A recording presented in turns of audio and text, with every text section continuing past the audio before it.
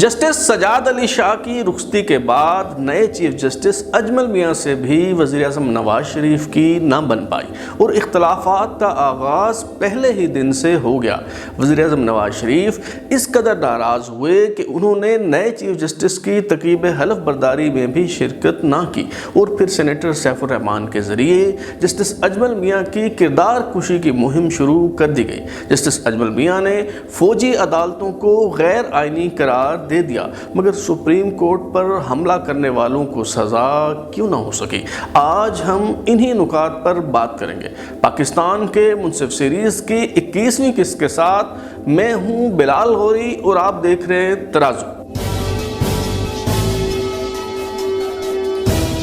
Supreme court کے 10 رکنی bench نے جسٹس سجاد علی شاہ کو کام کرنے سے روک دیا اور جسٹس اجمل میاں قائم مقام چیف جسٹس بن گئے تو جسٹس سجاد علی شاہ مستعفی ہونے کے بجائے چھٹی پر چلے گئے۔ جسٹس سعید الزماں صدیقی کی سربراہی میں سماعت کرنے والے 10 رکنی بینچ نے جسٹس سجاد علی شاہ کی بطور چیف جسٹس تعیناتی سے متعلق مقدمے کی سماعت جاری رکھی تو معروف قانون دان عبدالحفیظ پیرزادہ جسٹس سجاد علی شاہ کے وکیل کے طور پر پیش ہوئے، جبکہ شریف الدین پیرزادہ کو عدالت نے معاون مقرر کیا۔ جسٹس سجاد علی شاہ اپنی کتاب law courts in a glass house میں شکوہ کرتے ہیں کہ ان کے وکیل عبدالحفیظ پیرزادہ کی بار بار درخواست کے باوجود سپریم کورٹ نے قائم مقام چیف جسٹس اجمل میاں کے علاوہ تمام دستیاب ججوں پر مشتمل فل کورٹ بینچ تشکیل نہ دیا۔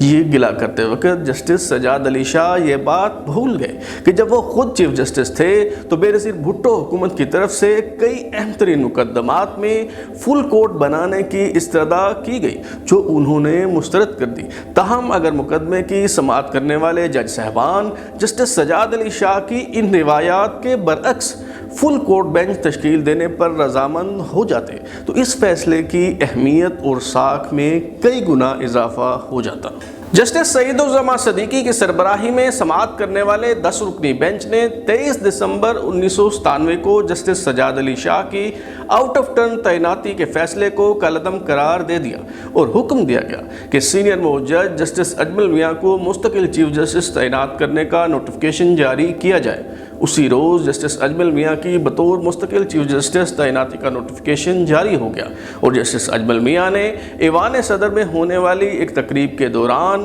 مستقل چیف جسٹس کے طور پر حلف اٹھا لیا۔ جسٹس اجمل میاں کی ایوان صدر میں تقریب حلف برداری کے دوران سٹیج پر 3 کرسیاں لگائی گئی تھی۔ ایک کرسی قائم مقام صدر سینیٹر وسیم سجاد کے لیے، دوسری کرسی وزیر اعظم نواز شریف کے لیے، جبکہ تیسری کرسی جسٹس اجمل میاں کے لیے لگائی گئی، مگر عین وقت پر ایک کرسی ہٹا لی گئی اور معلوم ہوا کہ وزیر اعظم نواز شریف اس اہم ترین تقریب میں شریک نہیں ہو رہے۔ بات دراصل یہ تھی کہ جس دن جسٹس اجمل میاں کو مستقل چیف جسٹس بنانے کا نوٹیفیکیشن جاری ہوا اسی دن جسٹس اجمل میاں نے ایک ایسا فیصلہ دیا جس سے وزیر اعظم نواز شریف ان سے ناراض ہو گئے۔ جسٹس اجمل میاں اپنی کتاب اے جج سپیکس آؤٹ میں لکھتے ہیں کہ سندھ ہائی کورٹ کے ڈویژن بینچ نے صوبائی اور وفاقی حکومت کو حکم دیا تھا کہ آصف زرداری کو تقریب حلف برداری کے لیے سینٹ لے جانے کا بندوبست کیا جائے تاکہ وہ سینٹ کی کارروائی میں شریک ہو سکیں۔ آصف زرداری متعدد مقدمات میں زیر حراست تھے اور جیل سے ہی سینیٹر منتخب ہوئے تھے۔ وفاقی حکومت نے سندھ ہائی کورٹ کے فیصلے کے خلاف اپیل دائر کی تھی جس کے ساتھ حکم امتناع جاری کرنے کی درخواست بھی دی گئی تھی اور استدعا کی گئی کہ ان درخواستوں کو چیمبر میں ہی سنا جائے۔ میں نے یہ استدعا مسترد کر دی۔ میرا خیال ہے کہ میں نے دوپہر کو آصف زرداری کیس میں جو فیصلہ دیا اس پر وزیر اعظم نواز شریف نے تقریب میں شرکت نہ کر کے اپنے انداز میں ناراضگی کا اظہار کیا۔ جسٹس اجمل میاں کی تعیناتی کے چند روز بعد ہی مسلم لیگ نون کے صدارتی امیدوار جسٹس ریٹائرڈ رفیق تارڑ کے کاغذات نامزدگی مسترد ہو گئے۔ جسٹس رفیق تارڑ کے کاغذات نامزدگی مخالف امیدوار آفتاب شعبان میرانی نے اس بنا پر چیلنج کیے تھے کہ جسٹس رفیق تارڑ نے اپنے متعدد انٹرویوز میں جسٹس سجاد علی شاہ کے بارے میں نازیبا الفاظ کہے اور عدلیہ کی توہین کی۔ قائم مقام چیف الیکشن کمشنر جسٹس مختار احمد جونیجو جو سپریم کورٹ کے حاضر سروس جج تھے، انہوں نے اس اعتراض کو درست تسلیم کرتے ہوئے جسٹس رفیق تارڑ کو نااہل قرار دے دیا۔ بعد ازاں لاہور ہائی کورٹ نے چیف الیکشن کمیشن کا حکم معطل کرتے ہوئے جسٹس ریٹائرڈ رفیق تارڑ کو الیکشن لڑنے کی اجازت دے دی۔ جسٹس رفیق تارڑ کی نااہلی کا معاملہ سپریم کورٹ میں آیا تو چیف جسٹس اجمل میاں نے رائے دی کہ آئین کے مطابق صدر کی اہلیت کا معیار یہی ہے کہ کم از کم 45 سال عمر کا مسلمان شہری جو رکن پارلیمنٹ بننے کی اہلیت رکھتا ہو۔ اگر ایک سٹنگ سینیٹر یا ایم این اے صدر کا امیدوار ہو تو وہ آئین کے آرٹیکل 41 کی شق 2 کے تحت الیکشن لڑنے کا اہل ہے، تا وقتی کہ اسے آئین کے آرٹیکل 63 کی شق 2 کے تحت بطور رکن پارلیمنٹ فارغ نہ کر دیا جائے۔ ریٹرننگ افسر کے پاس ایسا کوئی اختیار نہیں تھا کہ وہ مدعا علیہ نمبر 1 یعنی رفیق تارڑ کو ایک مبینہ انٹرویو کے بنا پر بطور رکن پارلیمنٹ نااہل قرار دے دے۔ جسٹس رفیق تارڑ سپریم کورٹ کے اس بینچ کا حصہ تھے جس نے 26 مئی 1993 کو نواز شریف کی حکومت بحال کر دی۔ جسٹس سجاد علی شاہ نے الزام لگایا کہ جسٹس رفیق تارڑ نے ان کے خلاف بغاوت کرنے میں اہم کردار ادا کیا اور بریف کیس پیسوں سے بھر بھر کر کوئٹہ لے جاتے رہے، مگر جسٹس سعید الزماں صدیقی اور جسٹس اجمل میاں ان الزامات کو غلط قرار دیتے ہیں۔ ہاں، البتہ نواز شریف کی طرف سے ریٹائر ہو جانے والے ججوں کو نوازنے کا سلسلہ نیا نہ تھا۔ جسٹس رفیق تارڑ کو ریٹائرمنٹ پر سینیٹر بنایا گیا اور ان کے ساتھ 2 اور سابق جج بھی ایوان بالا کے رکن منتخب ہوئے، جن میں جسٹس ریٹائرڈ جاوید اقبال اور جسٹس ریٹائرڈ افضل لون بھی شامل تھے۔ چیف جسٹس اجمل میاں سے وزیر اعظم نواز شریف کے اختلافات کا سلسلہ چند روز بعد ہی شروع ہو گیا۔ جسٹس اجمل میاں کراچی میں تھے تو انہیں جسٹس خلیل الرحمان خان کی ٹیلی فون کال آئی اور انہوں نے پوچھا کہ آپ جسٹس فضل الہی خان سے چیف الیکشن کمشنر کا حلف کل لیں گے یا پرسوں؟ جسٹس اجمل میاں نے حیرت کا اظہار کرتے ہوئے کہا کہ جسٹس فضل الہی خان سپریم کورٹ کے حاضر سروس جج ہیں، مجھ سے مشورہ کیے بغیر انہیں چیف الیکشن کمشنر کیسے لگایا جا سکتا ہے؟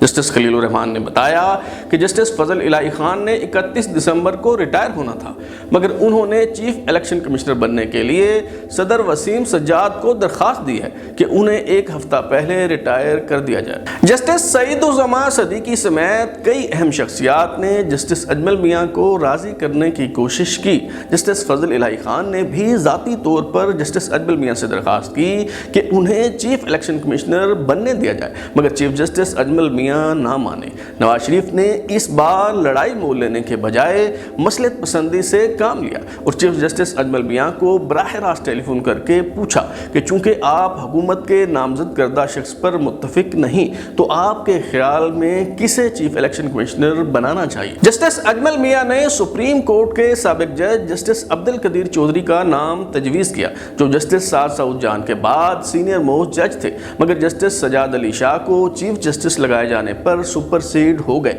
اور حکومت کی طرف سے out of turn chief justice بننے کی پیشکش بھی ٹھکرا دی۔ وزیر اعظم نواز شریف نے چیف جسٹس اجمل میاں کی سفارش مان لی اور جسٹس عبدالقدیر چودھری کو چیف الیکشن کمشنر لگا دیا گیا۔ جسٹس اجمل میاں نے چیف جسٹس کا منصب سنبھالا تو ان کے سامنے بے شمار چیلنجز تھے۔ انہیں سپریم کورٹ کی ساکھ کو بحال کرنا تھا، مگر ایک طرف سابق چیف جسٹس ہو جانے والے جسٹس سجاد علی شاہ کے اعماء پر ان کے خلاف درخواست بازی شروع ہو گئی اور ایک کے بعد ایک پٹیشن دائر ہونے لگی۔ کبھی ان کی تاریخ پیدائش کو متنازع بنایا گیا تو کبھی یہ لغو اعتراض اٹھایا گیا کہ اجمل میاں میٹرک کیے بغیر ہی لندن سے بار ایٹ لا کا امتحان پاس کر کے آ گئے، تو دوسری طرف حکومت نے بھی نئے چیف جسٹس کو شروع سے ہی دباؤ میں لانے کے لیے ان کے خلاف مہم شروع کر دی۔ احتساب سیل کے سربراہ سینیٹر سیف الرحمان نے مشاہد حسین سید کی سربراہی میں کام کر رہی وزارت اطلاعات و نشریات کی ملی بھگت سے چیف جسٹس اجمل میاں کی کردار کشی کی مہم شروع کر دی۔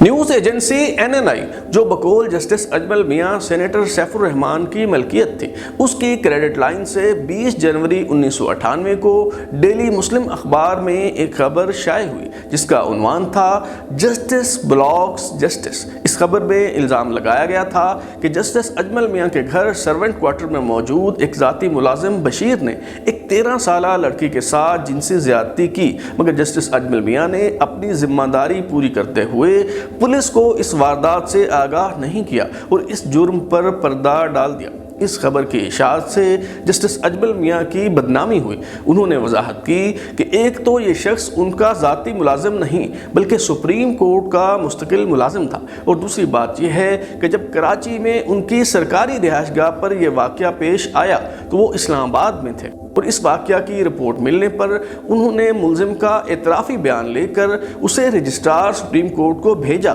تاکہ اس کے خلاف قانونی کارروائی کی جا سکے۔ جب یہ واقعہ پیش آیا تو justice Sajjad Ali Shah chief justice تھے۔ اگر پولیس کو رپورٹ نہیں کی گئی تو اس کی ذمہ داری جسٹس سجاد علی شاہ یا پھر رجسٹرار سپریم کورٹ پر عائد ہوتی ہے، مگر حکومت نے اس سکینڈل کو بہت مہارت سے موجودہ چیف جسٹس اجمل میاں کے خلاف استعمال کر لیا۔ جسٹس اجمل میاں اپنی خود نوشت اے جج سپیکس آؤٹ میں لکھتے ہیں کہ 20 جنوری کو جب یہ خبر شائع ہوئی تو اٹارنی جنرل چودھری محمد فاروق نے نیوز ایجنسی NNI کے ڈائریکٹر کو کال کی اور پوچھا کہ چیف جسٹس کو بدنام کرنے کے لیے یہ خبر کیوں شائع کی گئی۔ مینیجنگ ڈائریکٹر یہ سوال سن کر حیران رہ گیا اور کہنے لگا، پہلے آپ لوگوں نے کہا یہ خبر شائع کروائے اور اب پوچھ رہے ہیں کہ خبر کیوں لگوائے۔ چودھری محمد فاروق یہ سن کر دنگ رہ گئے۔ اس کے بعد وزیر اعظم نواز شریف سے ملاقات ہوئی تو اٹارنی جنرل نے انہیں بتایا کہ کس طرح وزارت اطلاعات نے چیف جسٹس کے خلاف غلط خبر شائع کروائی ہے۔ وزیر اعظم مسکرائے اور کہا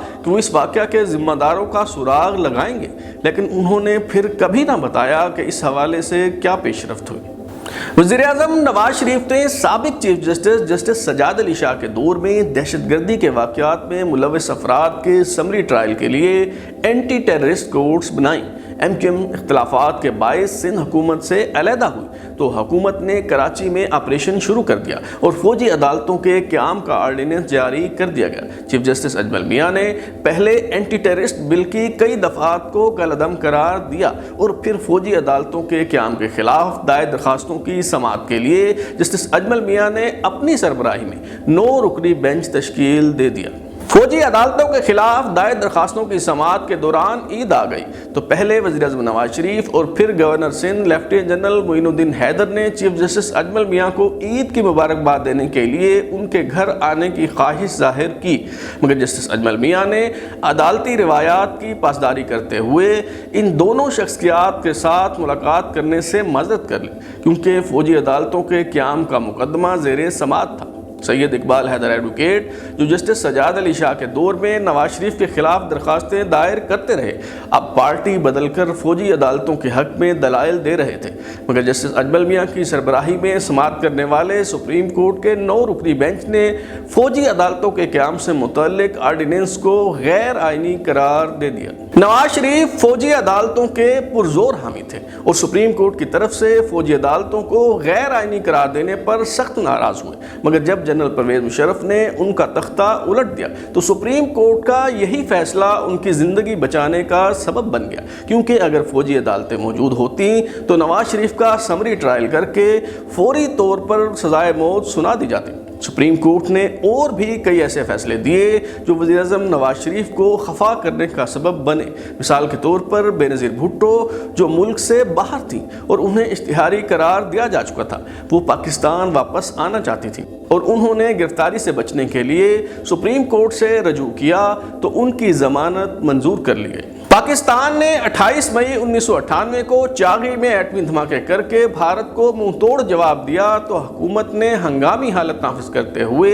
فارن کرنسی اکاؤنٹس منجمد کر دیے۔ نواز شریف حکومت کے اس فیصلے پر کڑی تنقید کی گئی۔ فاروق لغاری، عمران خان، منظور بھٹو سمیت کئی شخصیات نے ایمرجنسی کے نفاذ کو چیلنج کیا تو چیف جسٹس اجمل میاں کی سربراہی میں 7 رکنی بینچ نے سماعت کی۔ فارن کرنسی اکاؤنٹس منجمد کیے جانے کے فیصلے پر بھی لاہور ہائی کورٹ سے رجوع کیا گیا۔ سنگل بینچ نے حکومتی اقدام کو درست قرار دے دیا، مگر لاہور ہائی کورٹ کے فل بینچ نے اپیل کی سماعت کرتے ہوئے فارن کرنسی اکاؤنٹس منجمد کرنے کے فیصلے کو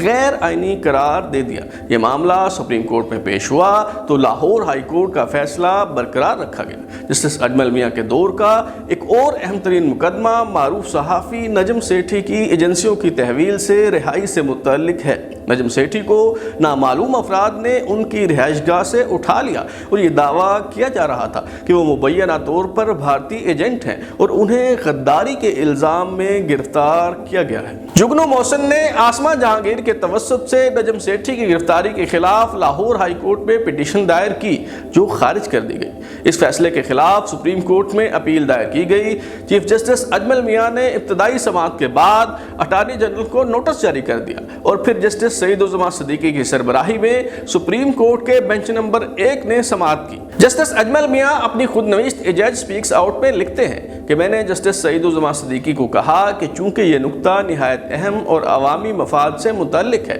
کہ آیا سپریم کورٹ کو ISI کی طرح فوج کے زیر انتظام کام کر رہی ایجنسیوں کی طرف سے تحویل میں لیے گئے افراد کا معاملہ سننے کا اختیار حاصل ہے یا نہیں، اس لیے وہ چاہیں تو یہ معاملہ مجھے ریفر کر کے فل بینچ تشکیل کروا لیں۔ جسٹس سعید الزماں صدیقی نے فل بینچ تشکیل دیے جانے کے بجائے نجم سیٹھی کیس کی سماعت جاری رکھی اور ان کی گرفتاری کا ریکارڈ طلب کرتے ہوئے ان کی بیوی جگنو محسن سمیت دیگر اہل خانہ سے ملاقات کروانے کا حکم دے دیا۔ چند مزید سماعتوں کے بعد نجم سیٹھی کو رہا کر دیا گیا اور یوں یہ مقدمہ نمٹا دیا گیا۔ جسٹس اجمل میاں کے دور میں ایک اور اہم مقدمہ تب سامنے آیا جب فقہ حنفیہ سے تعلق رکھنے والی ایک خاتون نے زکوٰۃ کٹوتی کے خلاف سندھ ہائی کورٹ سے رجوع کر لیا۔ اس سے پہلے فقہ جعفریہ سے تعلق رکھنے والے افراد ہی بیان حلفی جمع کروانے کے بعد زکوٰۃ کٹوتی سے استثناء حاصل کر سکتے تھے، مگر سندھ ہائی کورٹ نے اس درخواست کو قابل سماعت قرار دیتے ہوئے دیگر فقہ سے تعلق رکھنے والے افراد کے لیے بھی دروازہ کھول دیا۔ جسٹس اجمل میاں کی سربراہی میں سماعت کرنے والے سپریم کورٹ کے بینچ نے سندھ ہائی کورٹ کے اس فیصلے کو برقرار رکھا۔ جسٹس اجمل میاں کے دور میں نواز شریف، بے نظیر بھٹو، خواجہ آصف، اسفند یار ولی اور دیگر شخصیات کے خلاف توہین عدالت کے 20 مقدمات کو جمع کر کے ان کی سماعت کے لیے چیف جسٹس اجمل میاں کی سربراہی میں بینچ تشکیل دیا گیا۔ جسٹس اجمل میاں نے فیصلہ تحریر کرتے وقت نواز شریف اور بے نظیر بھٹو کو تنقید کا نشانہ بناتے ہوئے لکھا کہ جب یہ برسر اقتدار نہیں ہوتے تو جو عدالتی فیصلے انہیں نہیں بھاتے ان پر لاپرواہی اور غیر ذمہ داری سے بیان بازی کرتے ہیں۔ البتہ توہین عدالت کے سب مقدمات مٹا دیے گئے اور کسی کو سزا نہ دی گئی۔ اقبال حیدر ایڈوکیٹ، جنہوں نے جسٹس سجاد علی شاہ کے دور میں 58(2)B سے متعلق 13ویں آئینی ترمیم کو چیلنج کیا تھا، جب ان کی درخواست پر سماعت شروع ہوئی تو وہ بار بار بلائے جانے کے باوجود پیش نہ ہوئے کیونکہ اب حالات تبدیل ہو جانے کے باعث ان کی دلچسپی برقرار نہ رہی تھی، اس لیے یہ درخواست عدم پیروی کے باعث خارج کر دی گئی۔ 14ویں آئینی ترمیم جو فلور کراسنگ سے متعلق تھی، اس کے خلاف بھی درخواستوں کی سماعت چیف جسٹس کی سربراہی میں 7 رکنی بینچ نے کی اور 1 کے مقابلے میں 6 کی اکثریت سے 14ویں آئینی ترمیم کو آئین کے مطابق قرار دے دیا گیا۔ جسٹس مامون قاضی نے اختلافی نوٹ لکھا جس میں اس ترمیم کو بنیادی حقوق سے متصادم قرار دیتے ہوئے کالعدم قرار دیا گیا۔ جسٹس سجاد علی شاہ کے دور میں مسلم لیگ نون کی طرف سے سپریم کورٹ پر حملہ کیا گیا جس سے عدلیہ کا تقدس پامال ہوا۔ جسٹس اجمل میاں نے اس معاملے کی تحقیقات کے لیے سپریم کورٹ کے جج جسٹس عبد الرحمان کو انکوائری کا حکم دیا اور پھر جسٹس ناصر اسلم زاہد کی سربراہی میں 3 رکنی بینچ تشکیل دیا جس میں جسٹس عبد الرحمان اور جسٹس منور مرزا بھی شامل تھے۔ اس مقدمے کی ابتدائی سماعت کے بعد بادی النظر میں 26 افراد کو سپریم کورٹ پر حملے کا مرتکب قرار دیا گیا، جن میں 16 ارکان پارلیمنٹ یا سیاسی عہدیدار شامل تھے، جبکہ 10 افراد کا تعلق محکمہ پولیس اور سول سروس سے تھا۔ جسٹس ناصر اسلم زاہد کی سربراہی میں سماعت کرنے والے سپریم کورٹ کے بینچ نے سیریل نمبر 17 سے 26 تک 10 ملزم جن کا تعلق محکمہ پولیس یا انتظامیہ سے تھا ان کی معافی قبول کر لی۔ مدعا علیہ نمبر 9 سے مدعا علیہ نمبر 16 تک تمام ملزم اس واقعہ کی FIR میں نامزد ہو چکے تھے، اس لیے ان کے خلاف کارروائی روک دی گئی۔ 6 نمبر پر موجود مشتاق علی طاہر خیلی کے خلاف شوکاز نوٹس واپس لے لیا گیا، جبکہ مدعا علیہ نمبر 1، 2، 3، 4، 5، 7 اور 8 سے شوکاز نوٹس پر جواب طلب کیا گیا، مگر جب فیصلہ سامنے آیا تو ان سب کو الزامات ثابت نہ ہونے پر بری کر دیا گیا۔ جسٹس اجمل میاں جانتے تھے کہ سپریم کورٹ حملہ کیس میں سب ملزموں کی بریت سے ان کی ساکھ خراب ہوگی، اس لیے انہوں نے از خود نوٹس لے کر اس فیصلے کے خلاف اپیل کی سماعت کے لیے اپنی سربراہی میں 5 رکنی بینچ تشکیل دے دیا، مگر سماعت مکمل ہونے سے پہلے ہی ان کی ریٹائرمنٹ آ گئی اور سپریم کورٹ پر حملہ کرنے والوں کو سزا نہ دی جا سکی۔ اجمل میاں کا تعلق ایک کاروباری خاندان سے ہے۔ اگر وہ پڑھ لکھ کر وکالت نہ کرتے تو جوتوں کے کاروبار سے منسلک ہوتے۔ ان کے والد محمد میاں اور بڑے بھائی حامد میاں نے قیام پاکستان کے بعد کراچی کی زیب النساء اسٹریٹ میں انگلش بوٹ ہاؤس کے نام سے جوتوں کی دکان کھولی، جو اب بہت بڑے برانڈ میں تبدیل ہو چکی ہے۔ یہ تصویر اب بھی انگلش بوٹ ہاؤس کے آؤٹ لیٹ پر آویزاں ہے، جس میں اجمل میاں کے بھائی حامد میاں کی موجودگی میں امریکی صدر روز ویلٹ کی اہلیہ جوتا پہن رہی ہیں۔ اجمل میاں بھی جوتوں کی دکان پر بیٹھا کرتے تھے۔ میٹرک کے بعد، ایف اے کے بعد اور بی اے کے بعد انہیں 3 مرتبہ کاروبار سنبھالنے کو کہا گیا، مگر وہ بار اٹلاع کی ڈگری لینے لندن چلے گئے، کیونکہ بچپن میں ایک نابینا فقیر نے انہیں دعا دی تھی، بیٹا جا اللہ تجھے بلسٹر یعنی بیرسٹر بنائے۔ جسٹس اجمل میاں نے 1997 میں شریف الدین پیرزادہ کے چیمبر سے وکالت کا آغاز کیا۔ 1978 میں سندھ ہائی کورٹ کے جج تعینات ہوئے تو سر منڈاتے ہی اولے پڑنے والا محاورہ سمجھ آ گیا، کیونکہ ابتدائی دنوں میں ہی بے نظیر بھٹو کی طرف سے گرفتاری کے خلاف درخواست دائر کی گئی تو جسٹس اجمل میاں بھی سماعت کرنے والے بینچ کا حصہ تھے، مگر انہوں نے نتائج کی پرواہ کیے بغیر بے نظیر بھٹو کو رہا کرنے کا حکم دے دیا۔ پہلے بلوچستان ہائی کورٹ اور پھر سندھ ہائی کورٹ کے چیف جسٹس بنائے گئے۔ 1989 میں سپریم کورٹ کے جج بنے، 1994 میں سپرسیڈ ہوئے اور 1997 میں چیف جسٹس کے طور پر حلف اٹھایا۔ جسٹس اجمل میاں کا شمار پاکستان عدلیہ کے ان قابل اور اچھی ساکھ کے حامل ججوں میں ہوتا ہے جنہیں انگلیوں پر گنا جا سکتا ہے۔ ان کے پیشرو chief justice justice Sajjad Ali Shah کو سپریم کورٹ کی طرف سے فل کورٹ ریفرنس بھی نصیب نہ ہوا، جبکہ جسٹس اجمل میاں کو رخصت ہوتے وقت